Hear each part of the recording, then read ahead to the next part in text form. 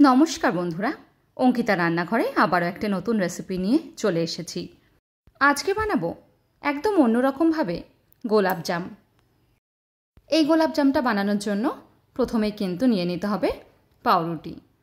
আমি এখানে brown bread ব্যবহার করেছি। আপনাদের বাড়িতে যেই রকম ব্রেড থাকবে সেই রকম ব্রেডেই কিন্তু এই গোলাপজামটা বানিয়ে নিতে পারবেন।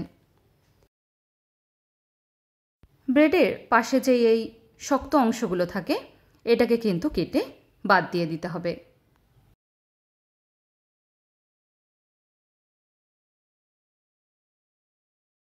দেখুন, একদিকটা আমি কেটে নিলাম। এইভাবে কিন্তু চারদিকটাই কেটে নিতে হবে। ব্রেডটা কাটা হয়ে গেছে। এবার এর মধ্যে কিন্তু দুধ দিয়ে দিয়ে মাখতে হবে। আমি এখানে গরম দুধ নিয়েছি 1 কাপ মতন, আর পাউরুটি আছে কিন্তু 5টা।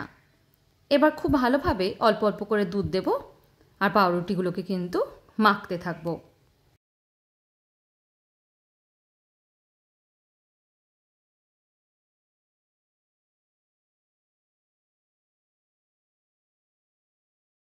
দেখুন, এইভাবে অল্প অল্প করে দুধ দিতে হবে আর মাখতে থাকতে হবে।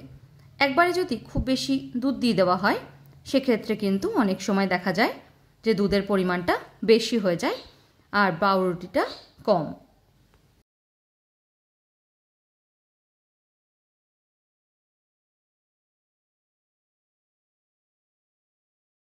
ভালোভাবে কিন্তু চটকে চটকে ভালোভাবে একটা ডো মতন তৈরি করে নিতে হবে।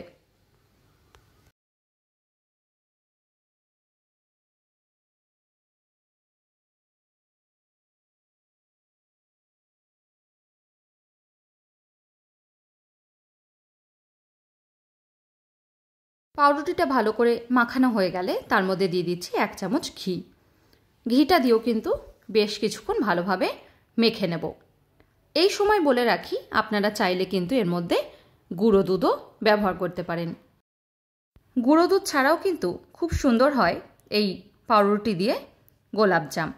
এটা কিন্তু বেশিক্ষণ ডুবিয়েও রাখতে হবে না, খুব ইনস্ট্যান্ট হয়ে যায় আর 10 মিনিটও লাগে না এটা বানাতে।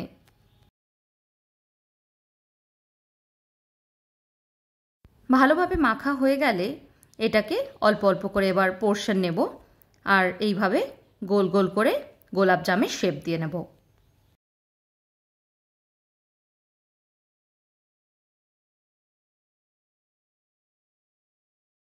গোলটা পাকানোর সময় একটু খেয়াল রাখতে হবে কোনো রকমের যেন পাউরুটিটা ছেড়ে না যায়। যদি ফুটো হয়ে যায় সেক্ষেত্রে কিন্তু দেখা যায় তার মধ্যে অনেকটাই পরিমাণে তেল ঢুকে যায়। তাই চেষ্টা করবেন এই গোলটা করার সময় খুব ভালোভাবে যাতে গোলটা হয়। বাকি ডোটা দিয়েও কিন্তু আমি এইভাবে গোলাপজামটা বানিয়ে নেব। অপরদিকে দেখুন, একটা কড়াইয়ে আমি বেশ কিছুটা কিন্তু তেল গরম করে নিয়েছি। এই জায়গায় বলে রাখি, আপনারা কিন্তু ঘিতেও ভাজতে পারেন, কিন্তু এইভাবে সাদা তেলে যদি ভাজা হয় সেটাও কিন্তু খারাপ লাগে না। এক এক করে সব কটা বল আমি দিয়ে দিচ্ছি।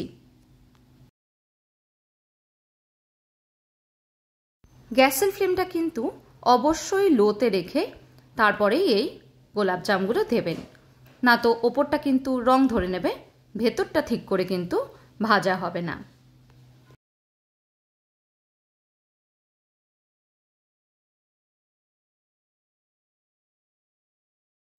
খুব আলতো হাতে উল্টে পাল্টে কিন্তু সব কটা বল আমি ভেজে নেব।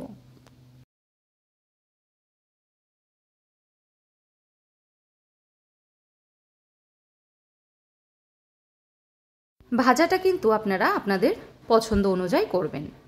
একটু কড়া ভাজা হলে কিন্তু গোলাপজামটা বেশি ভালো লাগে খেতে। চেষ্টা করবেন একটু সময় নিয়ে এইভাবে লাল লাল করে ভেজে নিতে। দেখুন, বলগুলো কিন্তু ভাজা হয়ে গেছে। এবার এটাকে একটা ছান্তার সাহায্যে আমি তুলে অন্য একটা পাত্রে নিয়ে নেব। অন্যদিকে একটা পাত্রের মধ্যে কিন্তু আমি চিনি নিয়ে নিয়েছি। এখানে 1 বাটি পরিমাণে চিনি ব্যবহার করেছি।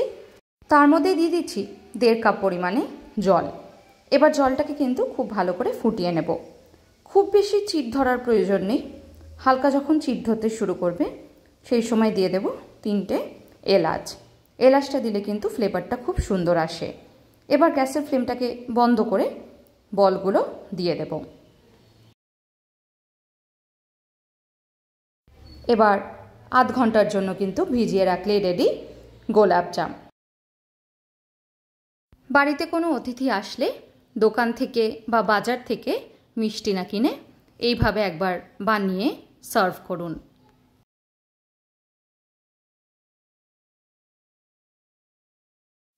এবার দিয়ে দিচ্ছি ওপর থেকে কটা কেশর।